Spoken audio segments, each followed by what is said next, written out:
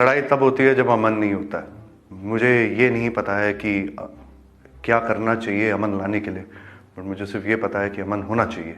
And I see no reason for us to continue with any kind of hostilities. मैं ये चाहता हूँ कि अमन रहे हमारे देश में और हम अमन में रह सकते हैं।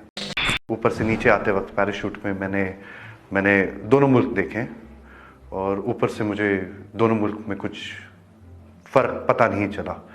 दोनों एक जैसे ही खूबसूरत हैं, और जब मैं नीचे गिरा था तब मुझे पता भी नहीं था कि मैं पाकिस्तान में हूँ या मैं अपने देश भारत में हूँ, क्योंकि दोनों मुल्क एक जैसे ही लगे थे मुझे।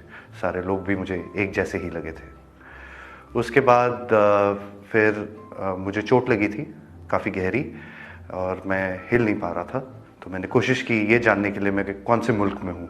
तो फिर जब मुझे लगा कि मैं अपने मुल्क में नहीं हूँ, तो मैंने भागने की कोशिश की।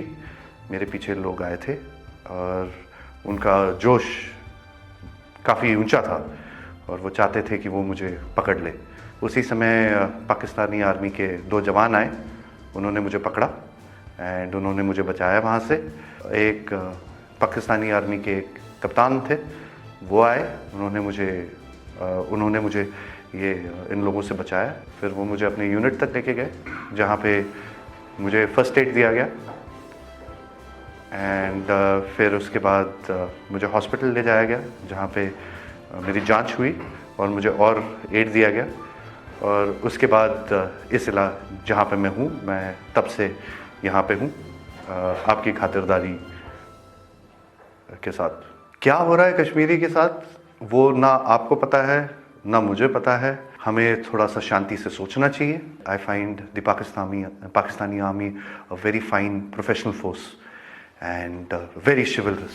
I am very impressed by the chivalry which has been displayed by the Pakistani army. लड़ाई तब होती है जब अमन नहीं होता है। मुझे ये नहीं पता है कि क्या करना चाहिए अमन लाने के लिए, पर मुझे सिर्फ ये पता है कि अमन होना चाहिए।